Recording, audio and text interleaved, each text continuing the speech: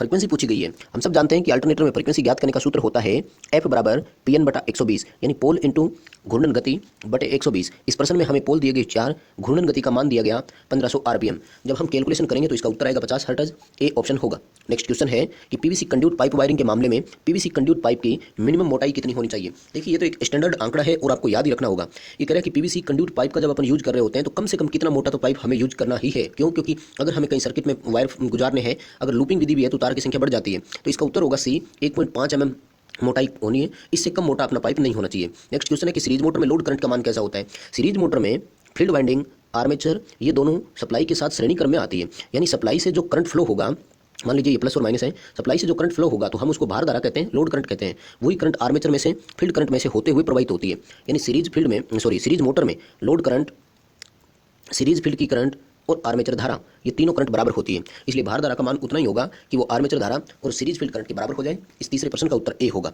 Next question है कि cork screw नियम इंगित करता है। कोर्क स्क्रू नियम किसको संकेत करता है।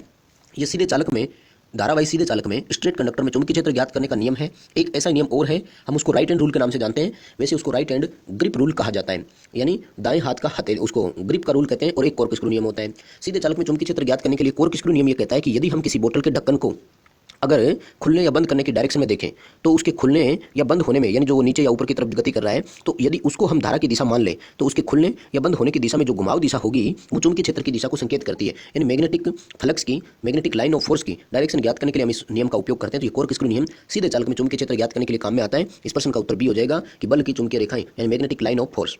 नेक्स्ट क्वेश्चन है कि BIS, bureau of Indian standard के अनुसार किसी स्थापना में अधिकतम लीकेज करंट की अनुमति है। सिंपल सा प्रश्न है। अब थोड़ा सा डाउट इसमें रख दिया कि हमें यहाँ से ये स्पष्ट नहीं पूछा गया कि वो AC में या DC में किस में करंट का मान पूछ रहा है। अगर इस तरह का नहीं हो तो हमें AC करंट का ही उत्तर देना है। और AC सर्किट में जो सर्किट में फुल लोड करंट होती है उसका 1/5 हजारवां भाग लीकेज करंट मान्य है। बहुत आसान प्रश्न है, हमने वायरिंग से संबंधित एक वीडियो अपलोड किया था, उसमें ये प्रश्न दिया गया है। लेकिन मान लीजिए कि अगर स्पष्ट अपन से कह देता है कि DC में लीकेज करंट कितना हो रहा है तो फिर अपन इसका उत्तर करते हैं डी, कि 1/2000 जो होता है वो लीकेज करंट का मान। यानी DC में स्पष्ट आपको दिया गया हो तब ये उत्तर करना है। अगर AC DC नहीं दे रखा हो तब फिर ए उत्तर कर देंगे। वैसे AC में 1/5 हजारवां भाग और DC में 1/2000वां भाग होता है। नेक्स्ट क्वेश्चन है कि फ्लैशर बल्ब का उपयोग कहाँ करते हैं। ये फ्लैशर होता है सीरीज लैंप सेट में काम में लेते हैं और लैंप सेट को बार बार ऑन ऑफ करवाने के लिए होता है। स्पार्किंग लेस होता है, यानी ये खुद कोई किसी तरह का प्रकाश नहीं देता। फ्लैशर एक प्रकार का लैंप है, ये कुछ नहीं, द्विधात्विक पत्ती होती है एक। इसका भी प्रश्न पहले हमने अपलोड कर दिया है। तो इस प्रश्न का उत्तर डी है कि सजावटी प्रकाश व्यवस्था में अपन इसका उपयोग करते हैं। हालांकि ये खुद एक बल्ब होते हुए भी किसी प्रकार का कोई प्रकाश उत्पन्न नहीं करता है।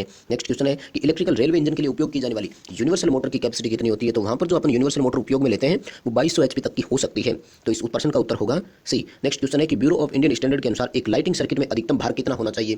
तो लाइटिंग सर्किट में अधिकतम भार 800 वाट हो सकता है। और यदि यही प्रश्न आपसे पावर सर्किट के लिए पूछा होता तो उसका उत्तर हो जाता 3000 वाट। यानी लाइट एंड फैन में 800 वाट और पावर सब सर्किट में 3000 वाट का अपन लोड लगा सकते हैं। अगर पॉइंट ऑफ की बात करता, लोड के बिंदुओं की बात करता, तो लाइट एंड फैन में 10 से अधिक उपभोग बिंदु नहीं होने चाहिए और पावर में 2 से अधिक उपभोग बिंदु नहीं होने चाहिए। यानी लाइट एंड फैन में 800 वाट का लोड और 10 उपभोग बिंदु, पावर में 3000 वाट का लोड और 2 उपभोग बिंदु एक्सेप्टेबल है।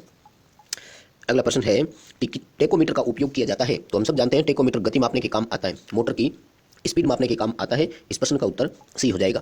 नेक्स्ट क्वेश्चन है कि दो प्रत्यावर्ती तार यानी अल्टरनेटर के तुल्यकालन के लिए मुख्य शर्तें क्या है। यानी दो अल्टरनेटर के तुल्यकालन का मतलब है सिंक्रोनाइजेशन। यानी दो अल्टरनेटर की सिंक्रोनाइजेशन जब अपन करने जा रहे हैं तो उनकी मुख्य कंडीशन क्या है। 3 शर्तें होती है, टर्मिनल वोल्टेज बराबर होना चाहिए, फ्रीक्वेंसी बराबर हो और फेज क्रम एक समान हो। तो इस प्रश्न का उत्तर बी हो जाएगा। अगर आपने थोड़ी सी भी स्टडी कर रखी है तो ये पेपर बहुत इजी आया था, आप सभी प्रश्नों का जवाब साथ साथ दे सकते हैं। तो इस प्रश्न का उत्तर हो जाएगा बी, कि वोल्टेज, फ्रीक्वेंसी और फेज क्रम तीनों समान होने चाहिए। नेक्स्ट क्वेश्चन है कि आमतौर पर एक फेज की मोटर में किस प्रकार की वाइंडिंग उपयोग करते हैं। देखिए कंसेंट्रिक वाइंडिंग का ऑप्शन इन्होंने क्यों किया है मैं आपको बता देता हूं, क्योंकि सिंगल फेज मोटर में चेन वाइंडिंग और बास्केट वाइंडिंग भी होती है। लेकिन इन्होंने जो उत्तर दिया है वो कंसेंट्रिक वाइंडिंग क्यों किया, क्योंकि कंसेंट्रिक वाइंडिंग एकमात्र इस प्रकार की मोटर है जिसका हम 3 फेज और सिंगल फेज दोनों में उपयोग कर सकते हैं।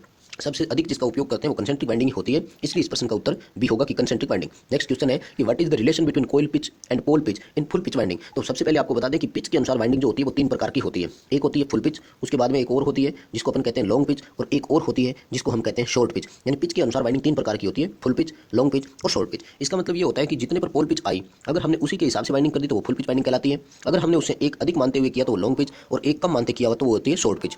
तो अगर फुल पिच वाइंडिंग है तो फुल पिच में ये होता है कि जितनी वाइंडिंग पर आई अपन ने कॉइल उतने पे ही डाल दी, यानी उसमें कॉइल पिच और पोल पिच का मान बराबर होता है। तो इस प्रश्न का उत्तर सी हो जाएगा, कॉइल पिच और पोल पिच बराबर होती है। अगर शॉर्ट पिच की बात करते हैं तो कॉइल पिच कम और पोल पिच ज़्यादा होती है, और अगर लॉन्ग पिच की बात करते हैं तो ये उत्तर हो जाता है कि कॉइल पिच ज़्यादा, पोल पिच का मान कम। अगर इसी प्रश्न में आपसे यही प्रश्न